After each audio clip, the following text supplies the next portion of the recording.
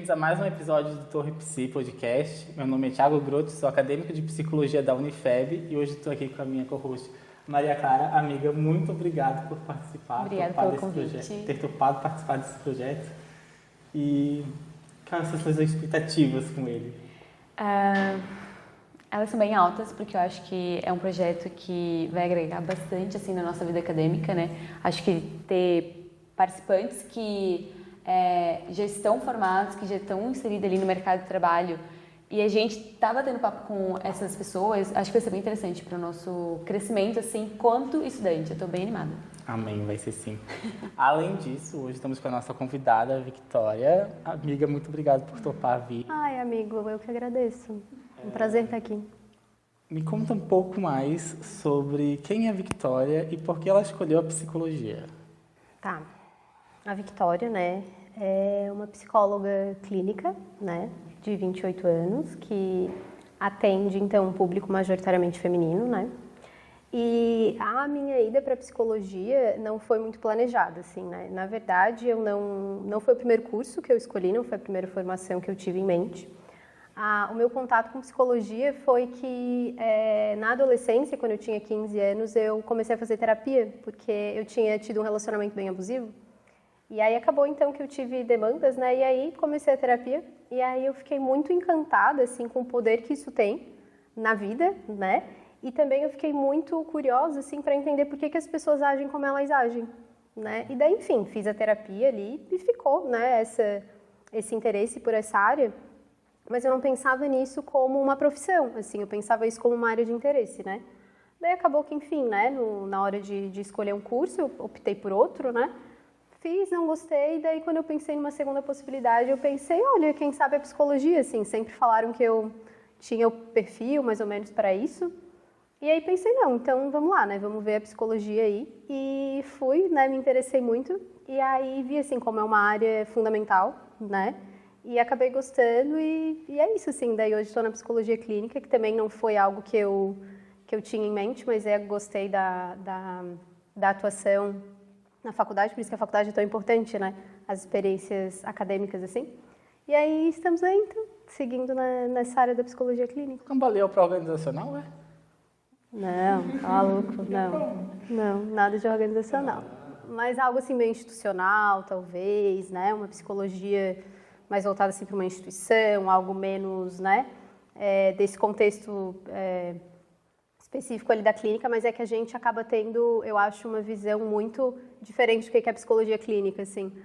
Eu tinha muito uma visão de que era sentar e ficar ouvindo as pessoas trazerem os problemas todos os dias. Na verdade, não, né, é um contexto muito mais amplo, assim, e que a gente entra em contato com histórias de vida, assim, né, então é um trabalho muito legal, assim, que eu tenho gostado muito de fazer, assim. Ai, bacana, Vicky. Que bom contar um pouquinho da tua história, né? No episódio de hoje, a gente tem uma temática muito interessante, né? E a gente vai falar sobre gênero, né? Com ênfase no ser mulher. E eu queria saber, Vicky, pra ti, o que é esse ser mulher? Então, né, o ser mulher é um conceito, né, que é historicamente construído, assim, né? Porque eu acho que vale a gente pensar, né? O que define alguém como mulher ou como homem? Assim, né? E quando a gente estuda esse tema, a gente vai entendendo, né, que isso é uma atribuição, né, a partir de ali um corpo, né, que nasce, que se ele tem determinado órgão, ele vai ser visto como mulher ou vai ser visto como homem, né? E aí com isso, a definição do ser mulher tem muita relação com a cultura, com o período histórico, né, com o contexto político, né? Então assim, o ser mulher é uma construção social, né? É uma construção que ela é feita a partir de determinadas expectativas, de atitudes, de forma de se apresentar, de aparência, né? Que é esperada de um corpo aí que nasce com um órgão genital dito feminino, assim, né? Acho muito necessário a gente falar, trazer, né, uma questão sobre o ser mulher, que é também que as mulheres vêm trazendo muito na atualidade, que vem muito sendo discutido, que é o feminismo. Então, nas redes sociais, o acesso à informação acabam espalhando algumas conceituações falsas. Conceituações, existe essa palavra? Existe. Se não existe, agora a gente criou. Os conceitos conceito falso, exato, do que é feminismo de uma forma pejorativa até. como se ser feminista é querer estar acima do homem, que ser feminista é ser agressivo, que ser feminista é ser... Qual é aquela palavra que usam bastante para os homossexuais? Ser devasso? Não. Ser vulgar, né? Performar de determinada forma, né? Então, uma feminista tem um tipo específico de aparência, assim, né? De jeito, de fala, de comportamento, né? Exato. Então, poderíamos expor o que é o feminismo para os ouvintes que não são, que têm esse conceito mal elaborado na cabeça, ou para quem nunca entrou em contato com o que é? Eu acho que é bem importante isso, assim, né? Porque virou um espantalho, assim, né? E claro, né? É normal, assim, quando esse conceito vai tomando, né, mais conhecimento, tem isso, assim, né? Mas o movimento feminista, né? Então, já disse, né? O feminismo ele é um movimento social e político, né? Que ele luta pela igualdade de direitos entre homens e mulheres, né? Que então ele teve acho que é importante colocar assim, né? Mais ou menos o início, que foi ali no final do século XIX, né? Início do século XX, né? Começou então uma movimentação de mulheres, né? Ali nos Estados Unidos, no Reino Unido, ali na Europa, pelo direito ao voto, né? Que as mulheres não podiam votar, que ficaram conhecidas como as sufragistas, né? Então tinha ali uma reivindicação com outras pautas, né, mas principalmente com relação a isso. Que foi então a primeira onda do movimento feminista, né? E aí depois então a segunda onda foi mais ou menos ali na década de 1960, que esse movimento então tinha pautas mais relacionadas às condições políticas, né, e culturais e sociais da época, né? Então, por exemplo, na segunda onda teve uma ênfase ali nos direitos reprodutivos, por exemplo, e uma crítica, né, uma perspectiva mais voltada à construção do papel social da mulher, né? Que estava muito atrelado ali à esfera doméstica, né? À esfera do casamento, né? Da maternidade, enfim. E então tem também aí a terceira onda, né, do movimento, que ali então começou a surgir ali na década de 1990 e vem até os tempos atuais, que então teve uma retomada, né, das pautas da segunda onda, ali, direitos reprodutivos, sexuais, né? E também a questão do questionamento sobre a construção social do gênero, né? Então, o que é esse gênero feminino, o gênero masculino? E também uma coisa que é muito importante na terceira onda é que começou a ter um debate sobre as interseccionalidades do movimento, né? Porque existe, então, ser mulher de uma maneira geral, mas existem, por exemplo, mulheres negras, né? Existem mulheres gordas, existem mulheres com deficiência, né, PCD, então todas essas são mulheres, mas elas possuem especificidades, né, que no movimento, né, que abrange o público de mulheres, né, tem aí algumas especificidades que devem ser consideradas, assim, para as diferentes performances do ser mulher, né, na sociedade. Bem claro fica assim, eu acho, né? Deu de entender, porque é bastante informação. Bastante informação, mas também a gente entende que, né, o feminismo, ele realmente é uma coisa que vem de anos, né, que tem conquistando cada vez mais espaço, né, mas é muito complexo. Eu como mulher, já vejo que é uma coisa muito complexa, né? E eu tenho uma pergunta assim para te fazer. Existem vários tipos de feminismo. Pode ser dito isso, que realmente existe, né, que tem feminismo, mas o que é essa questão de existir tipos de feminismo? Bom, seria mais ou menos assim, né? Como, por exemplo, eu falei ali, né, da interseccionalidade com relação, por exemplo, a mulheres negras, né? Um exemplo que a gente pode pegar é o da raça, né? Por exemplo, assim, na primeira onda ali do movimento feminista, tinha ali, então, uma reivindicação também com relação ao direito ao trabalho, né? Essa questão da igualdade realmente do contexto ali que demandava isso, né? Então, ali, período da Revolução Industrial, enfim, a pauta do trabalho tinha muita ênfase. Mas, por exemplo, mulheres negras foram escravizadas sem trabalhar. Então, assim, qual seria, por exemplo, uma determinação relacionada a essas mulheres? Qual a necessidade dessas mulheres? Elas não deixam de ser mulheres, né? Mas elas têm essa característica aí, né, que trouxe atribuições relacionadas ao ser mulher com relação a esse demarcador social, assim que a gente chama, né? Então, é importante que dentro do movimento tenha essas interseccionalidades realmente, né? Por exemplo, uma mulher preta, como eu falei, uma mulher PCD, né? Uma mulher indígena, uma mulher trans, né? Então, elas estão dentro dessa perspectiva social do ser mulher, só que vão ter as suas especificidades. que devem ser levadas em conta para o crescimento do movimento, né, para o fortalecimento disso como um todo, assim. Sim. Vic, outra questão deixa eu ver como é que eu posso dizer isso, né?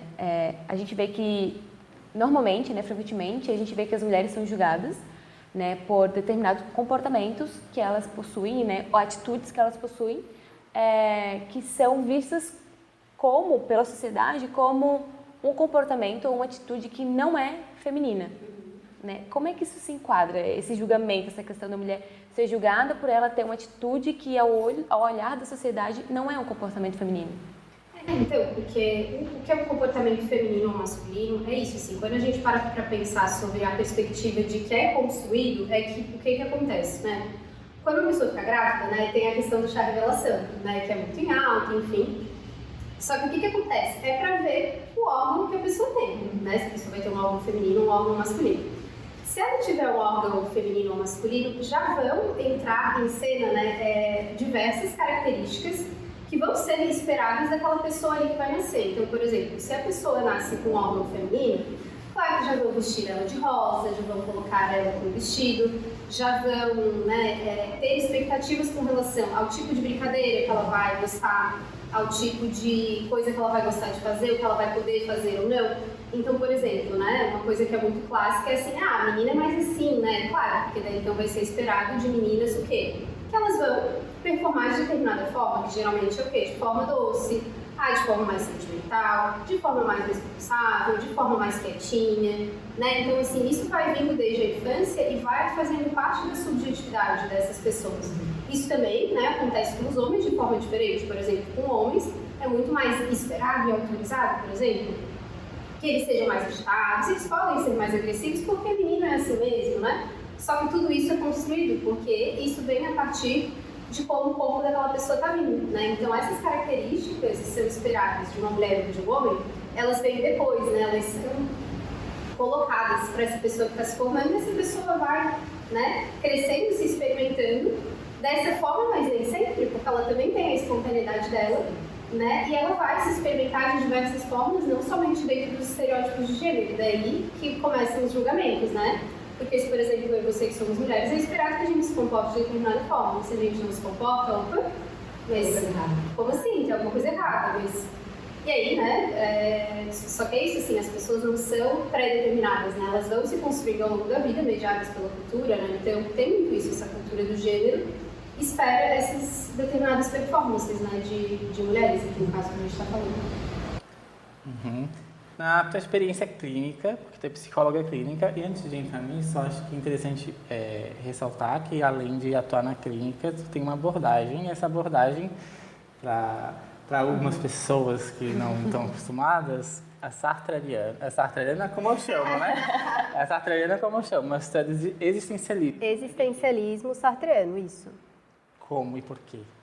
É uma abordagem que veio da filosofia, né? O Sartre foi um filósofo, então ele desenvolveu uma metodologia para ser utilizada no contexto clínico, né? Eu não casei com nenhuma abordagem, né, na universidade, que é muito comum, né? A gente fica de olho se é uma abordagem para a gente atuar. Acabou que eu fiz o estágio, né? Eu gostava muito da professora, né? Da perspectiva assim, que ela usava, né, com relação à clínica. Acabei escolhendo fazer um estágio com essa professora e ela era do existencialismo.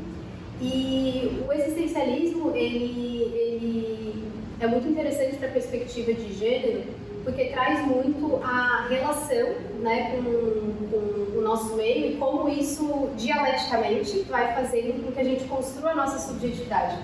Ou seja, né, eu estou vivendo num meio que ele vai ser internalizado de alguma forma com as vivências que eu tenho ali, né, e daí, com isso, eu também vou me expressar para o meio, né, com as pessoas, enfim.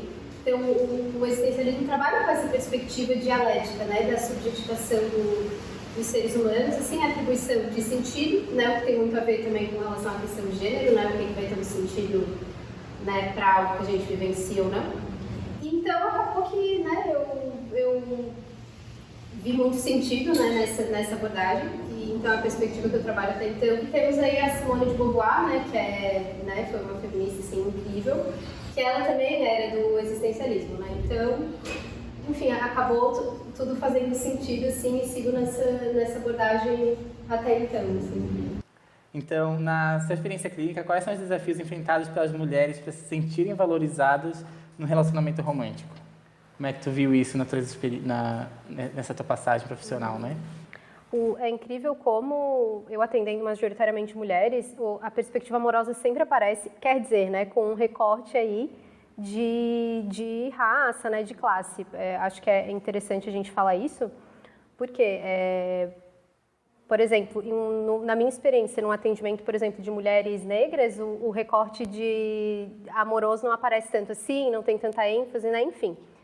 Mas, voltando para a pergunta, né, o que acontece é que a demanda do relacionamento é muito central, assim, aparece de uma maneira muito primordial, assim, né? As queixas apontam bastante para essa esfera da vida, né?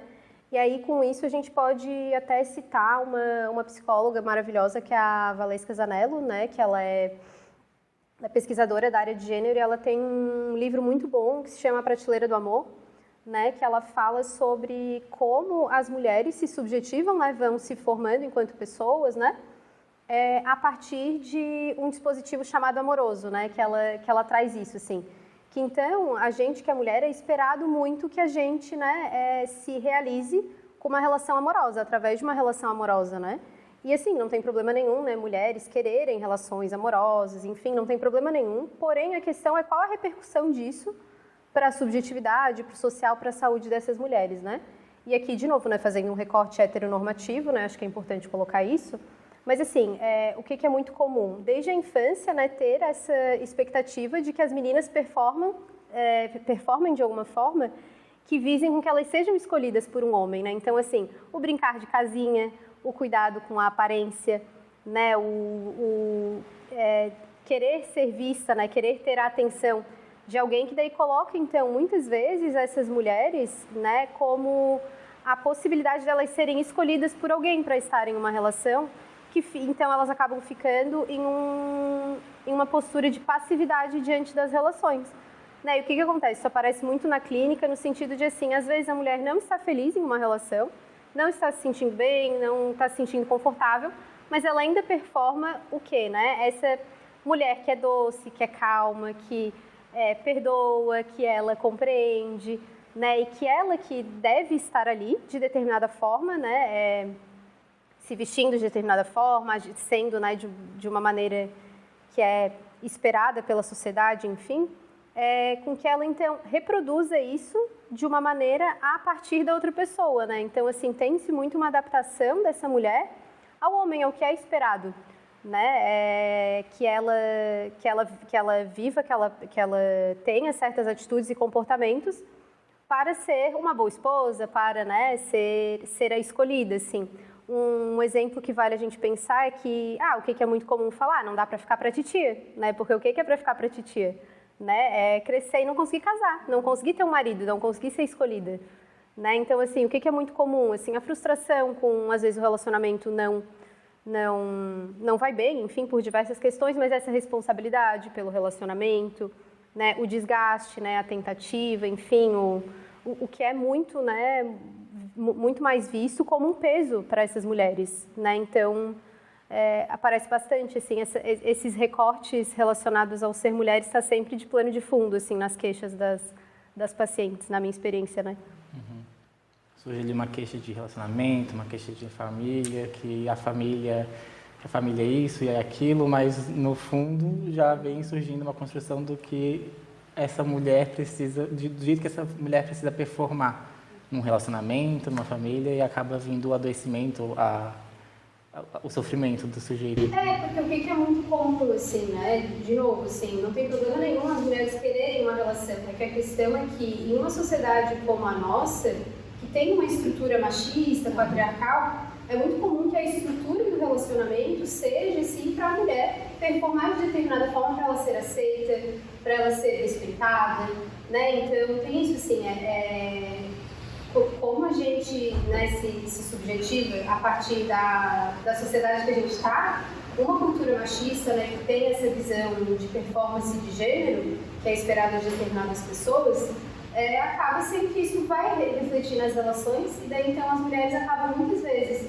ficando em relacionamentos que não fazem bem, que tem às vezes, né, consequências maiores, por conta desse padrão que é esperado, né? E assim, a gente acaba se vendo nesse lugar também, porque a gente foi, né, construído, a gente foi se formando para performar de determinada maneira, assim. Então, essa reprodução ela pode ter consequências que gera adoecimento psíquico, gera, né, diversas consequências aí para a vida dessa pessoa. É um trabalho bem denso para ser feito dentro do consultório. É, bastante, assim, são muitas camadas, né? Quando a gente fala de gênero, assim, são muitas questões que vão abrindo, e claro, né, cada experiência é individual, né? Acho que é importante, assim, sempre frisar isso, assim, né? A forma que a pessoa vivencia aquilo, só que existem certos comportamentos que vão se repetindo, existem formas de sentir que vão aparecer mais, e eu acho que é sempre importante a gente pensar assim, né? Por que será que é assim, né? Será que é do nada ou não é uma construção, né? Como é que isso acontece? Então acho que é interessante, assim, sempre ter esse recorte de raça, classe, de gênero, assim, né? Para entender a compreensão ali do sujeito com relação à vida dele, né? E é esse destaque que eu tô gostando de ver, sabe? Tipo, quando tu tá falando ali do tema, tu frisa bastante que é um recorte social, racial, de classe, e que tipo, nas redes sociais, um influenciador, a pessoa que detém aquele conhecimento que a gente consome na mídia social, né? Que os adolescentes, os adultos acabam consumindo, a informação que é depositada ali é elaborada por uma pessoa que está dentro de uma bolha. De um meio, né? Uma sociedade ali, ela não é um indivíduo solto. Exato. E essa informação que está passando, às vezes a pessoa se identifica, mas essa identificação não é sobre ela. Isso, a verdade é outra. E tipo, teve um caso recente, que é no caso da Ana Hickman, que ela que ela sofreu violência do marido, né? E a gente está falando de uma pessoa branca de uma classe alta. Sim. Acho que é classe alta. Eu já subiu desse nível também, não tenho vontade de botar mais. E nacionalmente conhecida, né? Exato. E admirada. Tipo, ela tá dentro da casa de todo mundo pela TV. Sim. Tipo, é a TV aberta, não é? Então, sim, a gente é uma figura que o brasileiro conhece, mas que sofreu uma violência doméstica, mas ao mesmo tempo é uma mulher branca de classe alta. Então, isso reverbera de uma forma. Comove o brasileiro? Comove. Mas não comove o brasileiro também a vizinha, que é negra ou que não está numa classe alta, numa classe média, que passa necessidade, tipo, tem esses recortes. Eu gosto muito do jeito que tu frisa, porque além por ser um acadêmico, eu acho que eu vou utilizar bastante esses recortes para fazer as apresentações de trabalho e do meu futuro TCC, mas o jeito que tu apresenta, né? Tipo, estamos falando disso e é aqui, o tema que estamos falando é esse. Então, não adianta pegar essa fala para aplicar em outro lugar, porque talvez nesse outro lugar seja de outra forma que deve ser olhado. Ou para utilizar em todos esses assuntos, essas temáticas aqui vão se enquadrar, não se enquadram, né? Porque são realidades e âmbitos bem diferentes. Exato. Então, eu queria te perguntar, essas mulheres, né, que estão na experiência clínica que tu traz, a agressão, quais são os desdobramentos que tu vê que as mulheres utilizam para se caber nesse relacionamento? Porque existe a necessidade, quando a gente fala de estar num relacionamento, tem algumas coisas que tu abre mão. Mas quantas coisas elas estão abrindo a mão e quantas vale a pena abrir mão, sabe? Eu acho que, primeiro, assim, o ponto que eu estou fazendo entender que é um tema denso, né? A gente consegue ver assim, são muitas camadas, né? Muita coisa, assim, que vai dando para abordar, assim. E eu acho que o caso da Ana Hickman, ele é muito importante de ser citado, porque é isso, assim, né? É um caso que demonstra diversas violências de gênero que a gente chama que as mulheres sofrem, né? Por exemplo, até chegar à agressão de fato, né? Violência física, tiveram ali muitas camadas, né, de violências que ela foi abordando, que é fundamental que isso seja abordado, né? Por exemplo, ela se sentia desrespeitada por conta de comentários relacionados, por exemplo, ao corpo dela, à idade dela, e nisso entra o quê? Né? A questão da pressão estética, né, dos padrões de beleza, que então a gente espera, né, que a mulher performe o quê? Né, que ela seja uma mulher jovem, que ela seja uma mulher bonita, e claro, a gente está falando de uma mulher lindíssima, padrão, loira, modelo, né, muito bem de vida, né, com condições, com recursos, com visibilidade, né, com acesso à informação. E mesmo assim, né, a violência de gênero estava aí de plano de fundo do relacionamento dela, assim, né? Então, são muitas camadas essas violências, né? Então, acho que entra na tua pergunta nesse sentido, assim, né? De como essas violências são muito naturalizadas por conta de, claro, né? As performances que a gente espera, autoriza, por exemplo, de homens, porque não. Homem é mais agressivo mesmo, homem é mais explosivo, é o jeito dele, né? O que entra daí, então, né? No papel da mulher no casamento, vamos dizer assim, o que é esperado? Que ela seja compreensiva, que ela esteja ali para ouvir, que ela seja calma, que ela tolere, né? Porque ela tem que pensar no filho, no casamento. O casamento é muito importante, né? A manutenção do casamento, né?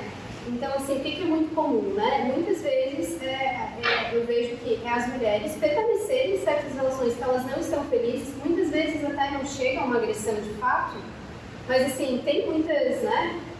Um desrespeito, né, uma dificuldade de diálogo dessa mulher ser ela mesma, dela ter a liberdade, né, de, enfim, ter a vida dela. O que é muito comum é que as mulheres fiquem nesse lugar, né, e aí, por que será que essas mulheres ficam, né? Porque, claro, tem-se essa expectativa do relacionamento amoroso, essa coisa de, será que eu não posso fazer mais? Não, mas é assim mesmo, talvez melhore. Então, tem-se muito essa postura dessas mulheres de entender que, pelo dispositivo amoroso que a gente vê, né, culturalmente é esperado que a gente case, que a gente, né, tenha um marido, que a gente seja uma esposa, enfim, de novo, né, não tem problema nenhum, porém, quais as repercussões disso, a que custo?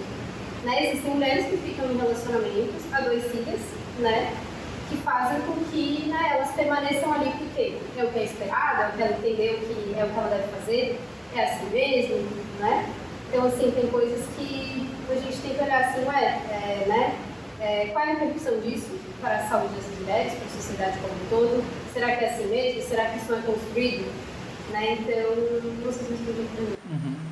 Acho que, junto com o caso da Ana Hickman, surge também o acesso à informação de algumas pessoas em relação a denúncias sobre agressão doméstica, né? Porque as pessoas que podem se ver nessa situação, não necessariamente numa agressão física, mas também numa agressão psicológica, talvez, conseguir sair desse relacionamento e, no caso de agressão física, eu não sei se na Maria da Penha inclui a psicológica, mas de recorrer à proteção da lei, né? Uhum. Sobre o que esse marido faz, o que esse cônjuge isso. Enfim, né?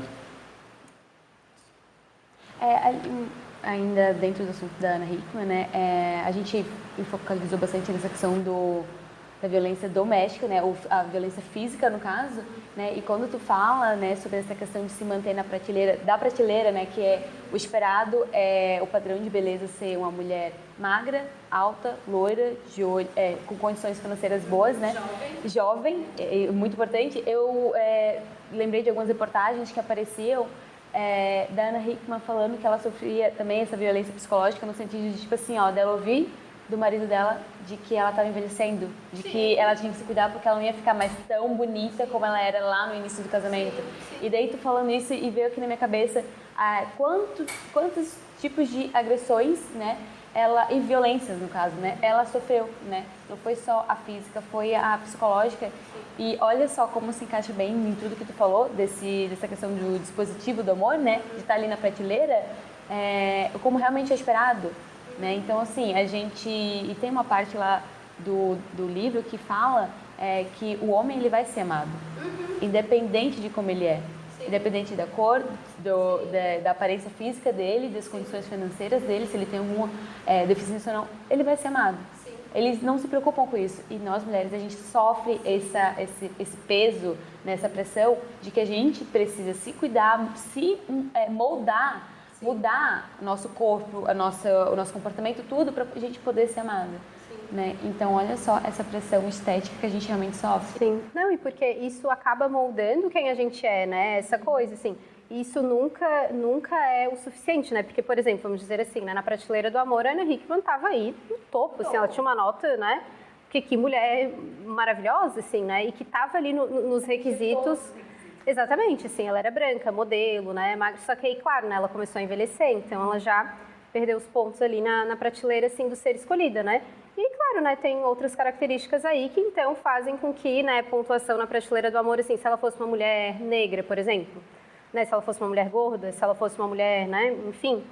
E aí essa coisa, né, os homens, por mais que exista aí um determinado padrão estético esperado, não é da mesma maneira, né, é colocado isso para eles. Então, é isso, assim, e por exemplo, essa questão com relação à aparência, gente, isso tem uma afetação direta na autoestima daquela pessoa, como é que essa pessoa se enxerga, como é que essa pessoa está sendo vista pelo companheiro de vida dela, né? Então, assim, quais as repercussões desses comentários com relação ao corpo dela, né, a questão dela fazer dieta ou não, do tempo de exercício que ela faz ou não, né? Então, assim, isso tudo são violências, né? E que a gente naturaliza de uma maneira com que, né, a gente vai entendendo que também que o amor então vai ter essas camadas de desrespeito, né, de, enfim, da gente não poder ser quem a gente é realmente, assim, né, da forma que a gente é, porque a gente sempre precisa estar performando um ideal do ser mulher, né, e que ele é inalcançável, assim, né, porque, gente, a gente vai envelhecer, as mulheres vão envelhecer, elas vão mudar, elas podem, né. Exatamente. E aí, assim, isso acontece com homens, também acontece, mas não é da mesma maneira, porque isso não é tão esperado deles, né? Por exemplo, a questão da velhice, um homem, quando ele envelhece, ele está ficando maduro, ele está amadurecendo, né? É, um homem grisalho, uma coisa assim mais madura. Agora, por exemplo, uma mulher mais velha, gente, pelo amor de Deus, ela não vai ser vista, ela está mais madura, né? Ela não vai ser valorizada por conta disso, assim, né?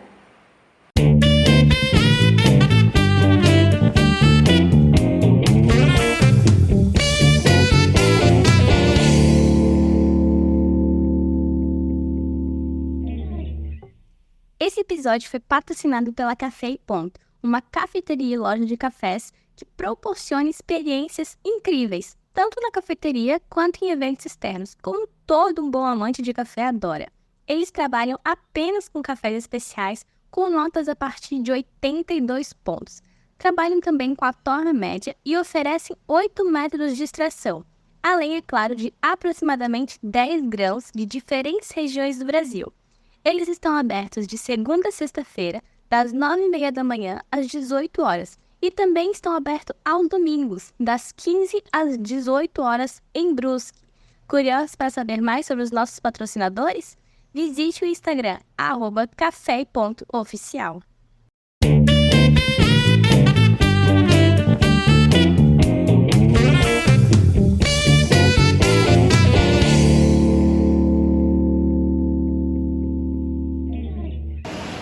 Mas voltando ali, foi muito falado sobre Prateleira do Amor. Algumas pessoas que talvez não tenham contato com o livro, com o material, se perguntam o que seria isso. Pode nos contar qual que seria a Prateleira do Amor? Então, é uma metáfora que a autora, a Valesca, usou, né? Inclusive, né, ela é super ativa nas redes sociais, tem o material dela aí, tá? Ela é incrível, tá aí de fácil acesso. É uma metáfora que ela fala sobre, para colocar de uma maneira mais visual essa questão de como o dispositivo amoroso serve, né, para as mulheres, né? Então, é assim, como a mulher ela vai ser escolhida, né, a vida dela acaba sendo moldada por ela ser escolhida por um homem, que até tem essa frase assim dela, né, que é famosa, assim, né? Os homens aprendem a amar muitas coisas e as mulheres aprendem a amar os homens, assim, né? Então, o que acontece? Ela está ali, né? Então, ela vai ser escolhida, ela não escolhe, né? Assim, então, tem esse peso de, né, ela ser vista como escolhida, como amável, né? E daí, a depender das características dessa mulher, ela vai estar mais alta na prateleira, vamos dizer assim, ela vai ter uma nota melhor, ou não. Então, a partir desse ideal, né, que foi falado, o ideal branco, magro, né, jovem, cis, né, enfim, essa mulher ela vai estar em uma posição melhor na prateleira. Então, talvez ela seja escolhida mais fácil, né? Então, mais ou menos isso, assim, acho que é uma forma boa de visualizar, assim, essa questão do poder de escolha, né, que os homens acabam tendo, né?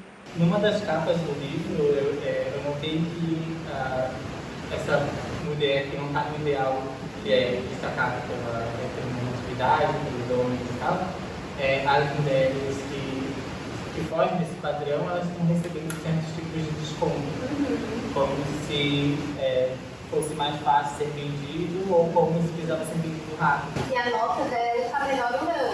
Exato. A avaliação do cliente está melhor.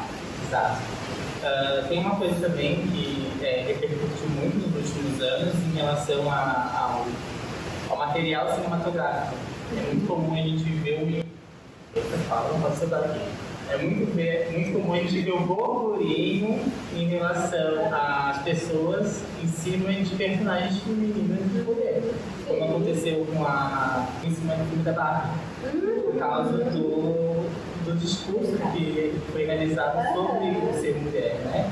Que é muito exigido que performe de jeito, que não cuide da casa, que se arrume, mas não se arrume demais para não atrair uma pessoa. Porque daí você pode estar pedindo alguma coisa, né? Você tem que se arrumar, mas se arrumar de determinada forma, né? Maquiagem, mas não muita, porque o homem não gosta de maquiagem, né? Cortar o cabelo, não, né? Eu posso dar um exemplo pessoal meu, assim, né? Por exemplo, eu sou pequena, né? Sempre fui magrinha, pequenininha. Também eu era vista assim como, um pouquinho mais, né, de perna, né, de bumbum aí e tal, daí, né, então nunca vai estar bom o suficiente, né? Ou, por exemplo, antigamente, né, o ideal estético era o mais magro, né, enfim, ainda tem, né, essa questão da magreza, mas assim, não, hoje em dia tu já tem que ser mais musculosa, né, tem esse ideal estético aí que vai se atualizando, né, assim, ele serve para quem, né? Eu acho isso muito perigoso, e eu digo assim, bem abertamente, que muitas pessoas sabem, outras não, mas essa questão da pressão estética realmente ela atrapalha muito a saúde de inúmeras formas de destruir o psicológico, né, de qualquer mulher, né, e não só mulher, mas afeta muito diretamente assim a mulher, né, e eu fui muito vítima dessa questão de ter transtorno alimentar porque eu tinha que ser magra, eu tinha que ser magra. E a partir do momento que eu precisei, que começou a mudar, né, eu tinha atingido o padrão de ser muito magra. E daí o que começou? Começou a mudar e agora, não, então agora vamos pra academia porque eu preciso ter um corpo, eu tenho que ser definida, eu tenho que ter bumbum, eu tenho que ter coxa, eu tenho que ter, sabe? E assim, eu lembro de quando eu fiquei muitos meses sem comer direito e ia treinar, porque eu era atleta. E eu passava 5, 6 horas treinando sem almoçar, no calor, no frio, em tudo, por causa dessa pressão.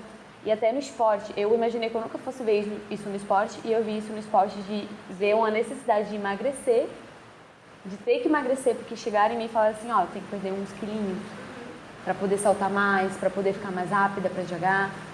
E eu não saber o que fazer ou como fazer aquilo, o que acontece? Não vou comer. E o que eu fazia? Na hora do almoço, todo mundo almoçava junto.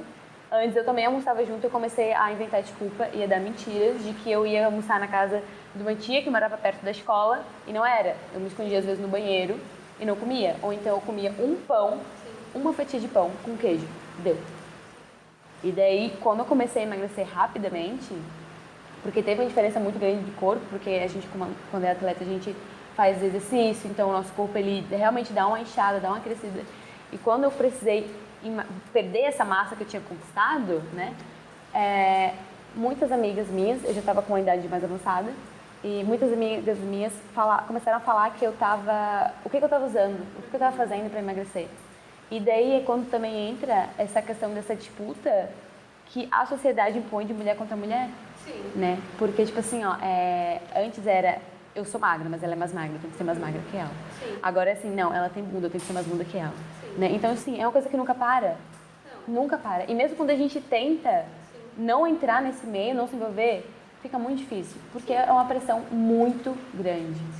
Sim, a gente é criada com isso o tempo inteiro, assim, né? Desde sempre. Então, assim, sempre teve, né, tem, assim, né, o que é muito comum, né, esperar que a menina é mais vaidosa, né, e assim, tá tudo bem se a menina quiser ser vaidosa, né, se a pessoa quiser mudar o corpo, emagrecer ou não, mas assim, como é que é isso, assim, para determinadas pessoas, né? O peso que isso tem para, né, determinados gêneros, né? Então, acho que é sempre importante ver isso, assim, a repercussão que isso vai ter para a vida daquela pessoa, né? E a forma que aquilo ali é inserido na vida dela, né? Será que é porque você realmente quer? Por exemplo, você, no caso, era atleta, né? Tinha aí uma especificidade com relação à, né, questão do corpo, mas, assim, será que a pessoa quer? Será que é porque faz sentido para aquela pessoa? Será que é por conta de saúde? Ou será que é porque ela precisa, né, estar daquela forma porque ela precisa? Né? Esse precisar, esse dever, né? Não é aleatório, assim, é construído, né? Existem pessoas que mais ou menos, então acho que é sempre importante que a gente olhe para isso. E a gente vê muito na rede social, né? Essa questão do, meu Deus, assim, é exagerado até, né? Sim. Porque eu lembro também de quando eu era pequenininha e que eu acho que a maioria das meninas, quando são pequenininhas, a mãe põe para ser modelinho e tudo. Claro, por quê? Porque a gente tem que ser modelo, porque a gente tem que performar a beleza, né? Exatamente. E eu lembro de quando eu era modelinho e eu tinha muito na cabeça de que eu precisava, e foi aí onde começou, né? E realmente é uma coisa que está inserida, e por isso que eu já fui, eu sempre fui muito magra, claro, também pelo biotipo, né, do meu pai, genética da minha mãe e tudo mais. Só que assim, ó, sempre, às vezes, na verdade, forçando muito uma coisa que não era real, né? E desde pequena, desde muito pequena. E por isso que eu tô, assim, adentrando nesse assunto, porque é uma coisa que não para, não muda. Ano passado tinha que ser todo mundo muito magro. Mas daí, esse ano, a academia bombou e todo mundo quer fazer academia, todo mundo tem que fazer academia. Óbvio, por saúde, mas é muito por estética, porque agora é um novo estereótipo que estão colocando. Sim, e um exemplo disso que a gente consegue ver na mídia é a questão... teve aí um debate sobre a Kim Kardashian, porque a Kim Kardashian sempre teve, né, um corpão, ela sempre foi essa coisa assim mais... Natural. Até uns anos atrás. E daí ela perdeu muito peso, né, ela tá muito magra, e aí assim, né... Porque isso, né, de onde é que vem isso, e tem toda uma estrutura aí que reforça isso, né? E, gente, assim, o nosso corpo, ele é pra gente existir no mundo, né? A gente, tudo bem, né, deve buscar ser saudável, enfim, mas, assim, o que é esse saudável, né? É esteticamente saudável, não é? Pra quem que é saudável ou não? Então, enfim, são muitas camadas, mas, assim, são exemplos ilustrativos, né, com relação a isso. E, inclusive, assim, por exemplo, pegando a questão da pressão estética, por exemplo, um homem com barriguinha de chope é até charmoso, por exemplo, muitas vezes. Né? Um homem mais assim, assado. Agora, as mulheres não podem sair desse lugar, porque senão elas caem da prateleira. Qual a repercussão disso para a vida delas? Né? Enfim, muitas camadas. Exato. Amiga, obrigado por compartilhar a tua história. Sério. Obrigado mesmo. Não posso falar. Mas o que dizer? Em relação a Kim Kardashian, Instagram e tal, tem as questões do filtro, né? Sim. De tentar alcançar esse lugar que afina o nariz, que enche um pouco o rosto. Sim. E que vai colocando, tu trouxe ali de modelinho, né? Esses responsáveis que brincam com essa criança de tipo, eu vou bater uma foto tua, tá linda no momento em que passei um batom, que passou um blushzinho, sabe? Assim, ai, que linda, tu emagreceu? Né? E vem desde antes, né? Tipo, vem desde antes essa construção, se repete no Instagram, se repete na atualidade, talvez repetirá no futuro de formas diferentes. Esperamos que não tanto, né? E, bom, acho que é isso, tipo, que eu tinha em mente. Mas, a pergunta do... a gente, dentro de toda essa questão, né, do feminismo, né, eu e o Thiago, a gente estava conversando antes sobre a questão de, assim, a gente vê tanto que o homem cria na sociedade, né, entre as mulheres, essa questão de que deles serem machistas, né, o homem sendo machista, e a gente ficou pensando, a gente vê às vezes, né, que a mulher também pode ter esse papel, né? E como é que é esse papel da mulher fazendo essa mesma representação, né? Então, assim, a interação entre as mulheres pode refletir a presença do machismo internalizado? Então, porque como todos nós, né, estamos aí vivendo em uma sociedade machista, né, patriarcal, é muito comum que nós façamos a reprodução desses estereótipos, né? e a gente não se dá conta porque isso é algo muito estrutural, mas assim, claro, né, pra gente pensar, é mutável, né, porque as coisas não são pré-determinadas assim, é uma construção, mas assim, é muito comum que a gente reproduza isso assim, sem nem pensar, né, por exemplo, as nossas mães, né, com certeza criaram a gente para cuidar da aparência, né, ou para agir assim ou assado, o que, de novo, né, por si só não tem problema, mas de onde é que vem isso e as consequências disso? Né? Então, assim, claro, é muito comum que a gente reproduza falas, né, comportamentos que estão aí, né, que reforçam essa lógica. Mas vale muito a gente ir tomando esse conhecimento com relação a isso para a gente questionar, né? Ou por exemplo, a gente pensar assim sobre o que a gente coloca para o outro, do que a pessoa pode ou não pode, né? E daí aqui com a questão do ser mulher, é mais ou menos isso, assim, né? O que é esperado dela? Ai, não, mas pega meio mal, né? Que tu é mulher, né? Fazer isso. Uma coisa meio, né, relacionada a isso, assim, é muito comum que a gente veja, né, não sei se eu me sinto tão confortável fazendo isso ou não, né, não, mas o que vão pensar se você fizer isso, né, então isso aí tem aí um plano de fundo relacionado ao gênero, né, então a gente reproduz isso, né, de uma maneira naturalizada, né, e que é importante, assim, que a gente vá desconstruindo isso aos poucos. É difícil, né, fazer essa mudança, quebrar. Muito, porque tem coisas que a gente nem se dá conta que a gente reproduz, assim, né? Mas que quando a gente para analisar, opa, né? Será que isso faz sentido? Será que não? Né? Ou, por exemplo, assim, ai, não, né? Senta que nem menina, né? Não... Começa assim, né? Mais na infância ali. Mas é mais ou menos isso, né? Então, a gente vai reproduzindo isso. Nós que somos mulheres, a gente reproduz, né? E daí vai, né? Seguindo assim essa lógica desses comportamentos que oprimem, né, que geram violências, que geram adoecimento psíquico, que geram, enfim, né, diversas repercussões aí, né, para nossa vida. Como isso tira a nossa liberdade, né? Muito, sim. Ai, lembrei até, e lembro, né, de Sartre, né? E daí eu fico pensando, né, em tudo assim que a gente falou aqui hoje se encaixa, né? Tipo, a Ana Hickman sem liberdade. Sim. Né? Não pode nem envelhecer, né, gente? Assim, então... Tem que cuidar que exatamente. Enfim, né? Então, isso é bem complexo, né? Bem complicado. Bem como eu falei lá no começo, né? Que pra mim o feminismo, ele é uma coisa bem complexa. Ele realmente é porque ele tem muitas camadas, tem muitas polaridades e é bem difícil fazer essa desconstrução. Né? E isso que já vem de um tempo. Quanto tempo que a gente ainda vai levar mais? É uma luta, né? Assim, como são muitas camadas, né? Tem aí, né? Essa perspectiva, assim, das relações, né? Do político, né? O contexto político, assim, né? O contexto social, cultural. Então, assim, são muitas camadas realmente. Por isso que é um movimento social e político, né? Porque é uma luta realmente, assim, né? É algo necessário para reivindicar certos direitos, né? De existir de certas formas não opressoras. Né? Então, assim, realmente, assim, é algo difícil, mas é muito importante, assim, de ser colocado, né, pra gente... Inclusive, assim, o trabalho que está sendo feito aqui é muito importante, né, para trazer luz para essas pautas que são fundamentais, assim, né? Uhum.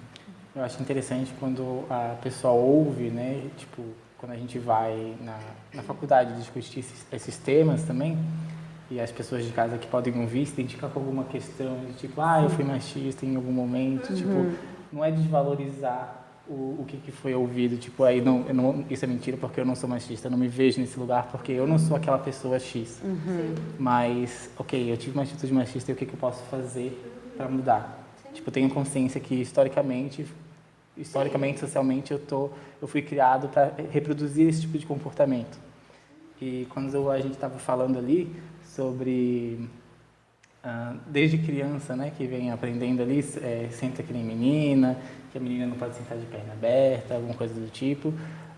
Tu trouxesse, na nossa conversa ali atrás, nos bastidores, tu estava dizendo sobre as crianças no período da escola que começam a sentir interesse romântico. Verdade. Tipo, posso ou não posso ficar com mais de uma pessoa? Tipo, eu tenho que ficar com uma pessoa...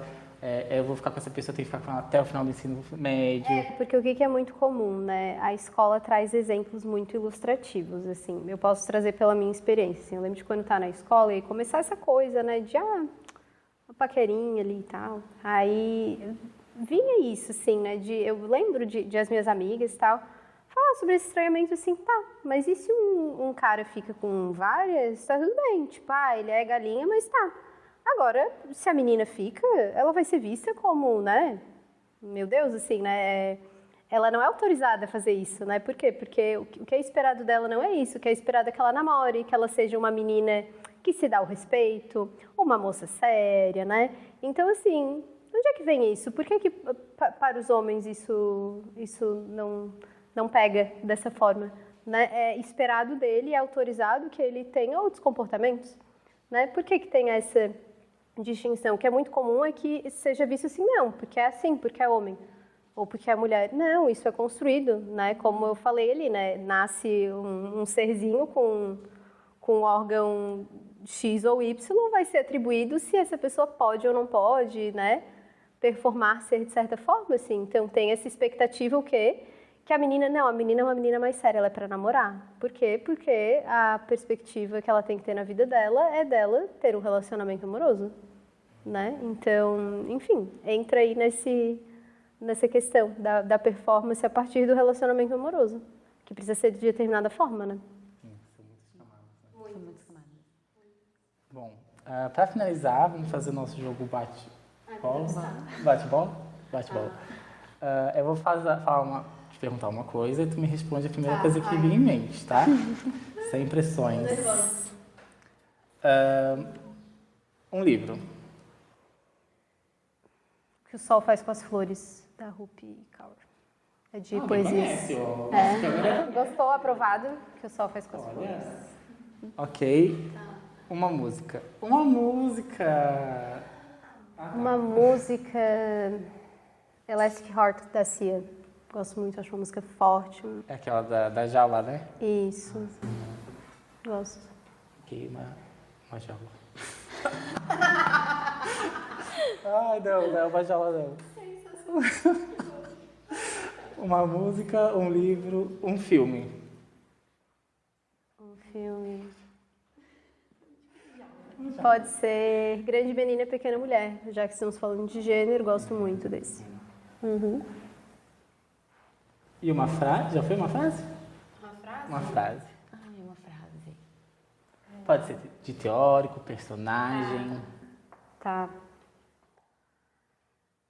Nunca somos, sempre estamos. Eu não sei se alguém... Nunca somos, sempre estamos. Eu não lembro se tem algum autor específico disso aí, mas eu acho que é uma boa frase. Eu já vi por aí. Nunca somos, sempre estamos. Gostaram? Sim, amiga, muito obrigada por vir.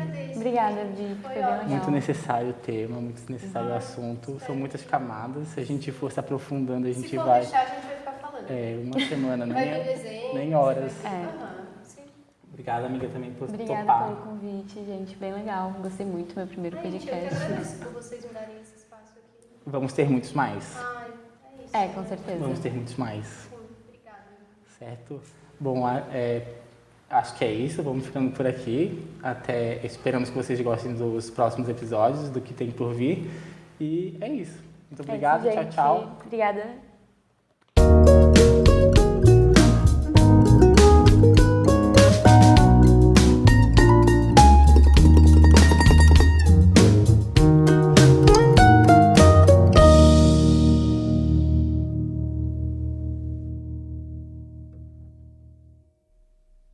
E o nosso episódio chegou ao fim.